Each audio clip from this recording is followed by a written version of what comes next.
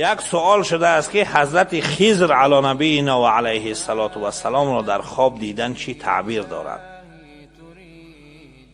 حضرت خضر علیه السلام یکی از پیغمبرهای بسیار عمر درازترین هستند. ما و شما خضر میگوییم، در زبان عربی این را خضر میگویند. علی نبینا و علیه السلام. حضرت خضر علی نبینا و علیه السلام زنده هست یا مرده؟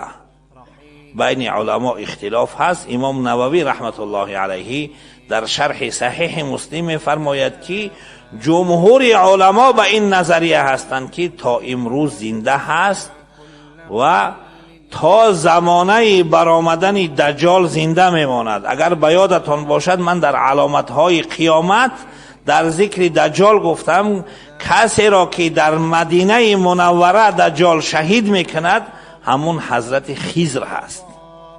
در صحبتم هست مفصلا. حضرت خضر برای چی نامش خضر هست؟ نامش دیگر چیز هست. من در همونجا بیان کردم که چی نام دارد. این خضر یا خضر لقبش هست. این گرفته شده است از اخضر. رنگ سبز را اخضر میگویند در زبان عربی، الاخضر.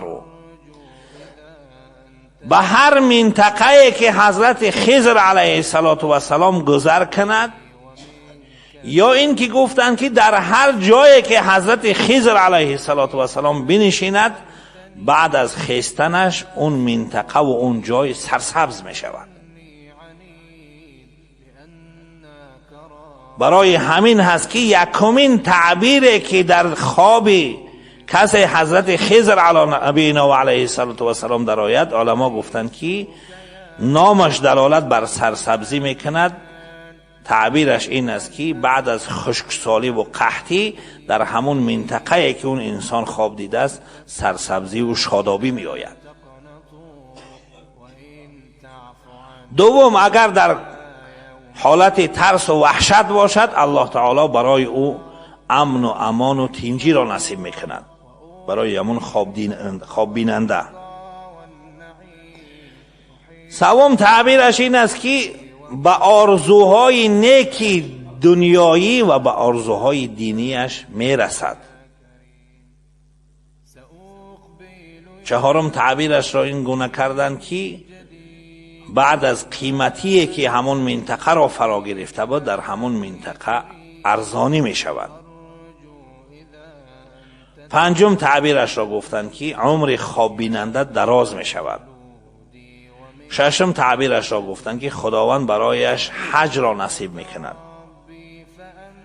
هفتم تعبیرش را گفتند که همچنانه که حضرت خضر با حضرت موسی سفر کردند همین انسان هم سفر میکند، لیکن در سفرش یگان مشکلی نمی آید، با سفر بسیار فراخ و پرامن دارد.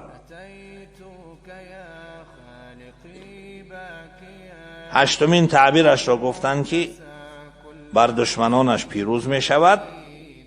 نهمین تعبیرش را گفتند که دیندار می شود، دیانتدار می شود، امانت هایی که مردم در نزدش گذاشتن اونها را ادا می کند.